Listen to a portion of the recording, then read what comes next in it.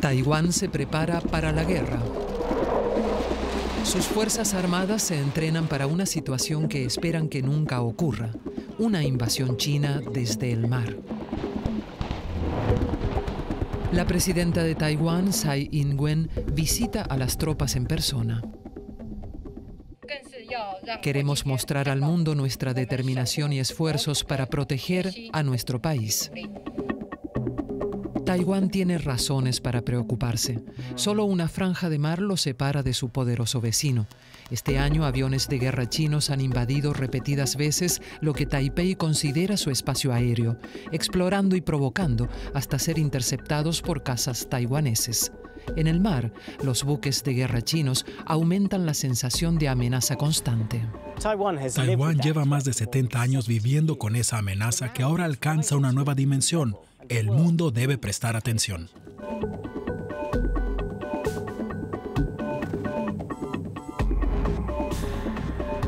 Desde que Xi Jinping es presidente de China, el gigante asiático no ha cesado de mostrar al mundo su músculo militar. Y no solo en el desfile militar por el 70 aniversario de la República Popular. Este año, en la montañosa frontera de China con India, una súbita escalada de tensión entre tropas chinas e indias dejó decenas de muertos. El ministro de Defensa chino publicó imágenes de sus tropas entrenando en el Tíbet. El mensaje parecía ser: estamos preparados para todo. Las relaciones con Estados Unidos semejan una nueva guerra fría, con Donald Trump y Xi Jinping enfrentados sobre numerosos temas. Dentro de sus fronteras, en el noroeste, China hace oídos sordos a las condenas internacionales por la existencia de campos de reeducación y la represión contra la minoría uigur. Y desde que comenzaron las protestas en Hong Kong el pasado año, China ha apostado por la mano dura para controlar de forma directa la antigua colonia británica. Este verano, numerosos opositores al régimen fueron detenidos tras imponer China una nueva ley de seguridad nacional que despoja a Hong Kong de muchas de sus libertades. La ofensiva en Hong Kong es lo que más asusta a Taiwán. China sostiene que esta isla autónoma y democrática al sureste de sus costas es una provincia suya, un lugar que también debería estar bajo su control. Y el caso es que China dice que se reserva el derecho de tomar Taiwán por la fuerza. En un discurso el año pasado, el presidente Xi Jinping se expresaba así: no prometemos renunciar al uso de la fuerza y nos reservamos la opción de tomar todas las medidas necesarias. La gente está cada vez más preocupada en Taiwán. Creo que China está en plena expansión. Es una amenaza muy real. Y por tanto, Taiwán se está preparando también muy en serio. Lo que está pasando ahora mismo en Hong Kong nos enseña que tenemos que defender mejor nuestra democracia. Entre 2020 y 2030 será el periodo más peligroso en lo que se refiere a un conflicto con China por esos territorios en disputa. Y como veremos, no se puede confiar en que Taiwán vaya a recibir ayuda si China ataca. En este reportaje nos preguntamos, ¿qué ocurriría en tal caso? Examinaremos 3 supuestos, siguiendo a expertos que llevan años estudiando estos riesgos. Supuestos como que China socave las defensas de Taiwán, que se anexione una isla periférica al estilo de lo sucedido en Crimea, o el escenario más peligroso, la invasión total. Esto no solo sería un desastre para Taiwán, sino que pondría a China y Estados Unidos al borde de una guerra que cambiaría el mundo. Todo lo que pasa en este supuesto implica el riesgo de una potencial guerra nuclear, que es a donde esto nos puede llevar. Algunas de las cosas que vamos a ver y escuchar son alarmantes. Pero si algo aprendimos este año es que las pesadillas pueden hacerse realidad y es mejor estar preparados. Los europeos tienen que comenzar a prepararse para esta contingencia y definir cómo actuar. Pero antes de analizar esos supuestos, nos hacemos 2 preguntas importantes. ¿Por qué China quiere hacerse con Taiwán? Y antes de nada, ¿qué es Taiwán? Parece una pregunta sencilla, pero Taiwán no es un lugar cualquiera. No hay otro igual en el mundo.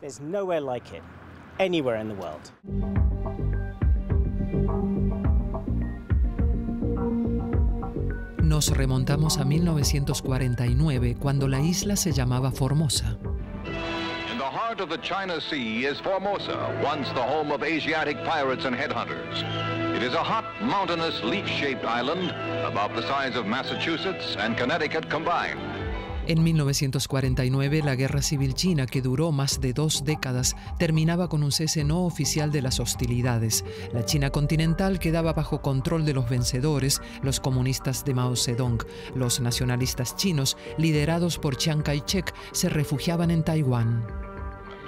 From Formosa, Chiang hopes to launch the attack that will drive out the communists.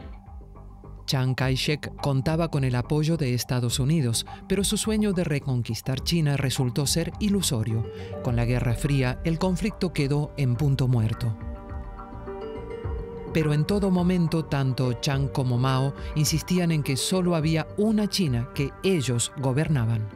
Chiang Kai-shek era un ferviente anticomunista y un antidemócrata. Hasta su muerte en 1975 mantuvo en Taiwán un régimen autoritario militar. Fue Lee Teng-hui quien culminó la democratización de Taiwán, iniciada a mediados de los años 80. La comunidad internacional y muchos aquí en Taiwán ven a Lee Teng-hui como el padre de la democracia moderna de Taiwán. Es un personaje clave que, paso a paso, fue instaurando la democracia desde principios de los 90 hasta 1996, cuando convocó las primeras elecciones democráticas en la historia de Taiwán. Las ganó con un holgado margen y continuó consolidando todas las instituciones democráticas de Taiwán.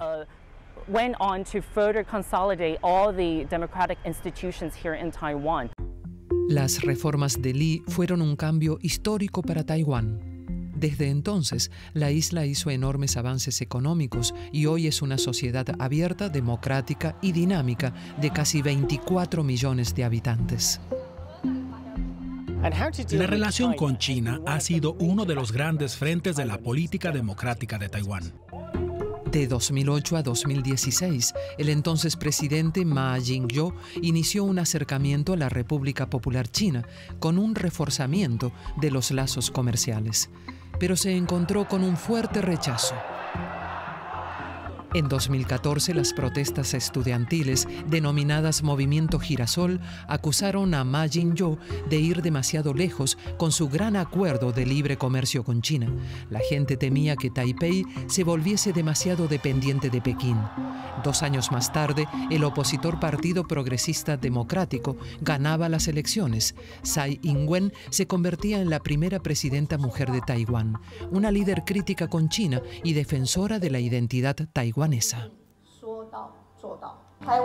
Taiwán es una democracia y un país libre. La mayor cualidad de este país es que cada persona tiene derecho a ser quien es. Joseph Wu es el ministro de Exteriores de su gobierno. En Taipei recibió a Deutsche Welle. Deben comprender que Taiwán no está gobernada por China. Elegimos democráticamente a nuestro gobierno y a nuestra presidenta.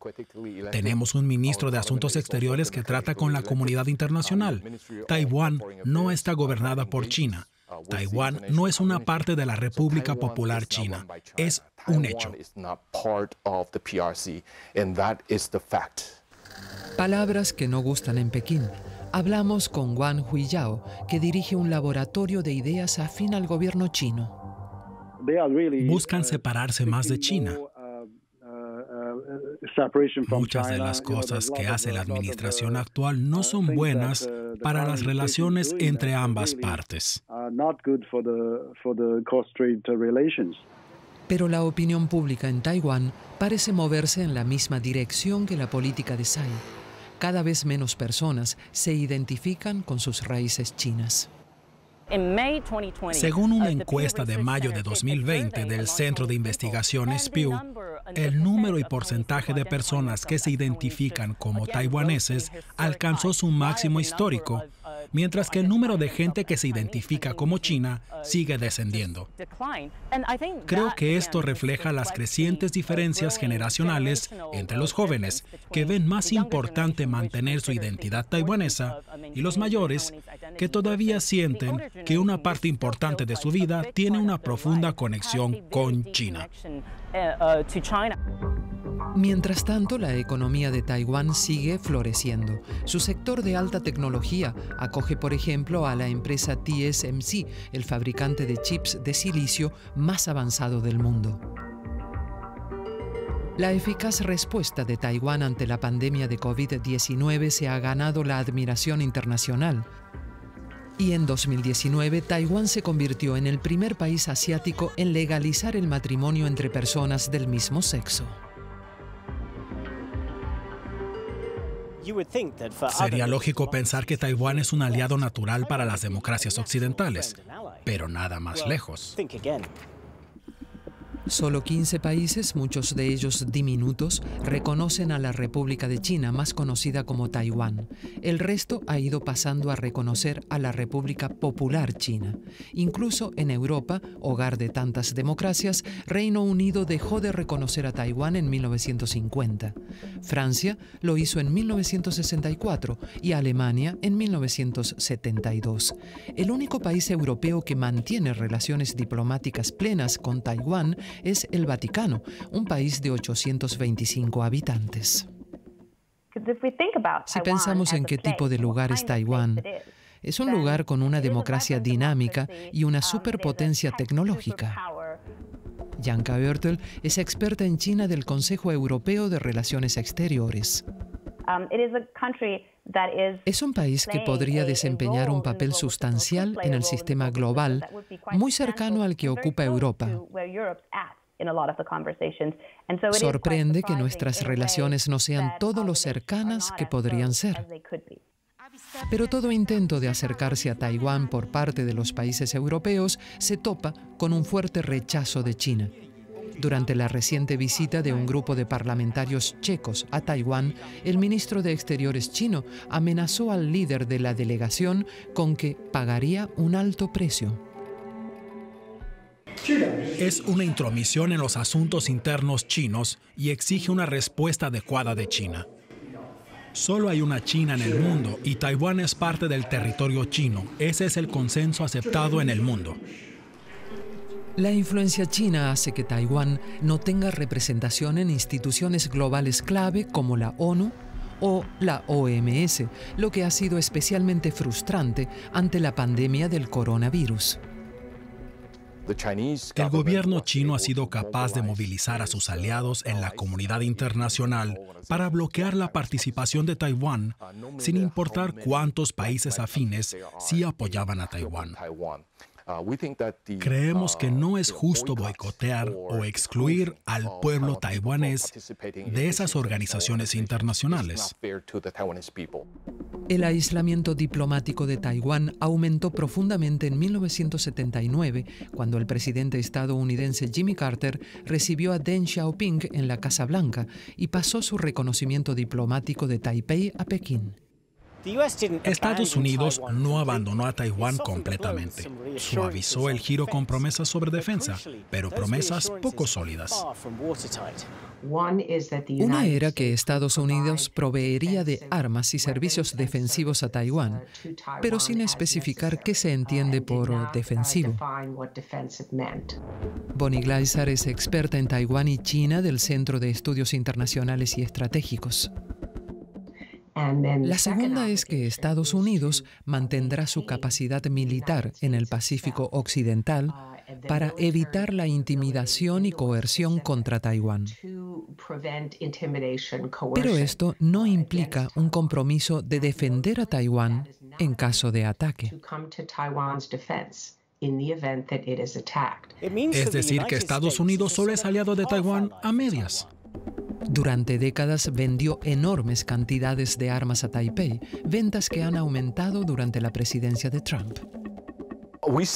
Estados Unidos parece estar más comprometido que nunca con la paz y la estabilidad en esta región. Normalizó la venta de armas con Taiwán, de forma que cada vez que tenemos una petición, la estudian y generalmente la suministran a Taiwán una vez estudiada. Es un intercambio bastante estable, lo cual apreciamos mucho. Pero con el tiempo China se ha hecho enormemente poderosa, como demuestra con orgullo en las calles de Pekín y en consecuencia más amenazante para Taiwán, cuyo ejército es diminuto en comparación. Además, Taiwán tampoco tendría suficientes reclutas. Con videos como este, las Fuerzas Armadas taiwanesas intentan atraer a los jóvenes, pero están teniendo muchos problemas para reclutar suficientes soldados. Así está Taiwán en 2020. Una historia de éxito en muchos sentidos, pero a la vez muy vulnerable con respecto a China. Pasemos a la siguiente cuestión. ¿Por qué querría Pekín tomar a Taiwán?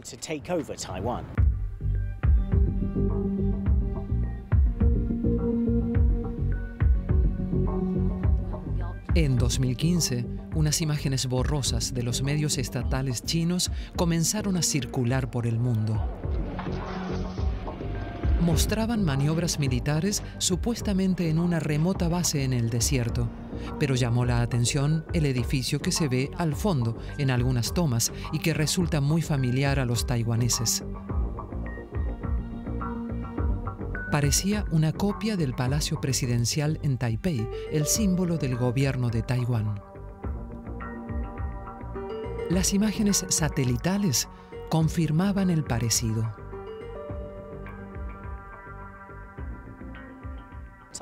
Taiwán elevó una protesta oficial. Pekín la rechazó, aduciendo que eran ejercicios rutinarios. Y sin embargo, no hay nada de nuevo en el deseo de China de tomar el control de Taiwán.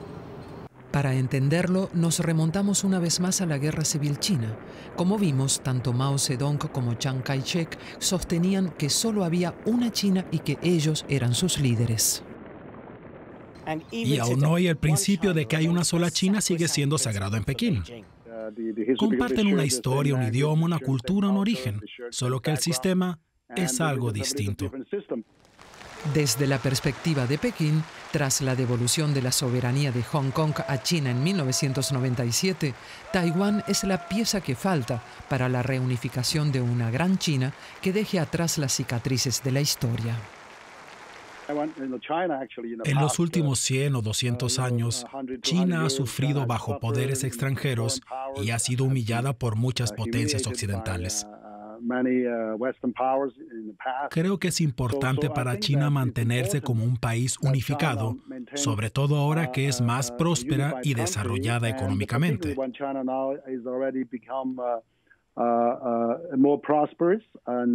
Y creo que la gente puede participar de los beneficios de una gran China unificada con el continente.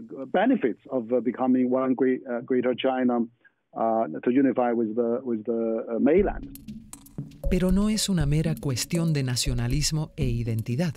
La posición de Taiwán en la llamada primera cadena de islas que rodea el sureste chino la convierte en un punto de importancia estratégica. Controlarla mermaría radicalmente el poder actual de Estados Unidos en la región. Y si Taiwán cayera, si fuera ocupada por el ejército chino, el analista Ian Easton estudió estas cuestiones estratégicas en su libro La amenaza de la invasión china. Eso haría casi imposible la defensa de nuestra red de aliados en el Pacífico Asiático. ¿Cómo defenderíamos a Japón de un bloqueo? ¿Cómo defenderíamos a Corea del Sur o a Filipinas? Porque si China está en Taiwán, pueden ser invadidos desde ahí en cualquier momento. A la vez, controlar Taiwán sería clave para reforzar la propia defensa china. Sería terrible para China que algún otro país tuviese fuerzas en Taiwán, pues tendrían una base desde la que desplegar sus fuerzas contra China. Este es el mayor temor de China. Ahora, si los chinos ocupasen Taiwán, les serviría para desplegar sus fuerzas y evitar intervenciones de fuerzas extranjeras, en especial de Estados Unidos. En 2005, China convirtió este anhelo en ley. La Asamblea Popular Nacional aprobó la ley antisecesionista, en virtud de la cual reunificar la patria es obligación sagrada del pueblo chino, incluyendo a los compatriotas taiwaneses. Fue aprobada con 2.896 votos a favor y 0 en contra. El gobierno chino aprobó esa ley porque este es un tema muy serio para ellos. Y detrás de esta ley de la Asamblea Popular está la voluntad de 1.300 o 1.400 millones de personas que no tolerarían una secesión. La ley contempla la posibilidad de una solución al estilo hongkonés, un país, dos sistemas. China celebraría la idea de un país, dos sistemas. China permitiría a Taiwán regir su economía y tener un sistema libre capitalista sin influencia de China. Mientras la soberanía se mantenga dentro del sistema de una única China, el sistema de Taiwán podría seguir existiendo sin cambios. Pero la experiencia reciente de Hong Kong alimenta serias dudas sobre la doctrina un país, dos sistemas. Y con Xi Jinping la amenaza de recurrir a la fuerza es muy real, como hemos visto. No prometemos renunciar al uso de la fuerza y nos reservamos la opción de emplear todas las medidas necesarias. El último Congreso Popular Nacional solo hizo esta amenaza aún más explícita. Creo que envió una señal de que China quiere una reunificación pacífica, pero ¿quién sabe? Esta ambigüedad del discurso chino y la propia ley contra la secesión deja mucho espacio a la especulación. Las líneas rojas de China no están claras, pero lo más importante en estas circunstancias es algo que está abierto y es la ley antisecesión. Viene a decir que si Taiwán, tras cierto tiempo, no acepta la unificación pacífica, se empleará la fuerza para lograrlo. Esto es lo realmente preocupante. Y con cada año que pasa, aumenta el poderío militar chino, con inversiones en el tipo de armas que mejor servirían para invadir Taiwán y para disuadir o repeler los intentos estadounidenses de evitarlo. James Fanell fue director de inteligencia de la Flota del Pacífico de Estados Unidos hasta 2019. Durante su carrera, observó cómo crecía la fuerza naval china. En aquellos tiempos, la Marina china tenía un puñado de buques que vigilábamos desde la Flota del Norte, pero nada preocupante. Ahora, 30 años después, es mayor que la estadounidense en número de buques. Y ciertamente, están superando a la Marina estadounidense del Pacífico Occidental y a la séptima flota en la que serví. En los últimos 5 años, han estado produciendo 5 veces más buques por año que Estados Unidos. Entre ellos se encuentran 2 portaaviones y muchos barcos anfibios necesarios en una posible toma de Taiwán. Y China también lleva ventaja en misiles diseñados para destruir precisamente el tipo de barcos que Estados Unidos podría enviar para defender Taiwán. Invirtieron mucho tiempo y energía en convertirse en los líderes mundiales en la tecnología de misiles de crucero antibuque, como el YJ-18, que con un alcance de 300 kilómetros supera de largo todo lo que tiene Estados Unidos.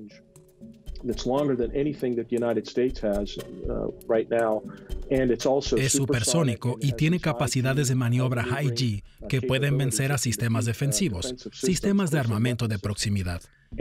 Y los han fabricado en cantidad. En resumen, el poderío militar chino no solo supera al de Taiwán, también es un serio rival para Estados Unidos en el Pacífico. Hace 5 años, Estados Unidos podía defender a Taiwán mejor que hoy. Y con el equilibrio de poderes inclinándose del lado chino, la posibilidad de que actúe parece más cercana. James Fanell cree que existe un plazo histórico, el centenario de la China comunista en 2049. Creo que quien sea líder de la República Popular China el 1 de octubre de 2049 se plantará frente a la ciudad prohibida para dirigirse al pueblo chino, más de 1.000 millones de personas, y les dirá que se ha alcanzado la reunificación de China, que el país está restaurado y completo y que se ha borrado la vergüenza de un siglo de humillaciones. Fanell cree que para llegar a tiempo a esa fecha, la invasión tendría que producirse en la próxima década. Mi teoría es que si el mundo necesita 20 años para olvidar cualquier cosa, tienes que situarte en 2049 y contar hacia atrás, y llegas a 2030. Por eso creo que nos encontramos en la década crítica. En mi opinión, entre 2020 y 2030 se abre el periodo más peligroso en lo que respecta a un posible conflicto con China por estos territorios en disputa. Así que China tiene la motivación, y cada vez más también los medios, para actuar militarmente contra Taiwán. ¿Qué podría hacer China? En la segunda parte de este reportaje examinaremos 3 escenarios. Deteriorar la postura de Taiwán con medios militares e híbridos. Atacan a Taiwán constantemente con ataques cibernéticos, con desinformación y, por supuesto, espionaje. Creo que en Pekín esperan que el sistema taiwanés termine desmoronándose. Segundo supuesto, la táctica rusa en Crimea inspira una oscura anexión de islas periféricas. Si Rusia tuvo sus hombres de verde, aquí los llamarían hombres de azul. Crea un complejo dilema para los marines y las tropas desplegadas en Kinmen. ¿Disparan o no? Y si lo hacen, ¿en qué momento empezar? Y el tercer escenario, la invasión total. Comenzaría primero con una campaña de ataque conjunto, con el lanzamiento de estos misiles. Y no sería un misil por cada instalación en Taiwán, sino 4 o 5, quizá 10, para asegurarse de que todas las posiciones defensivas taiwanesas sean atacadas, todos los aeropuertos bombardeados y todos los puertos inutilizados. Y algunas voces advierten de que estos peligros podrían llegar antes de lo que pensamos. Si nos fijamos en la situación interna de China en la actualidad, con la economía afectada por la COVID-19, los líderes autoritarios chinos podrían hacer de Taiwán su chivo expiatorio. Por eso en Taiwán tenemos que estar doblemente preocupados por el posible uso de la fuerza contra nosotros.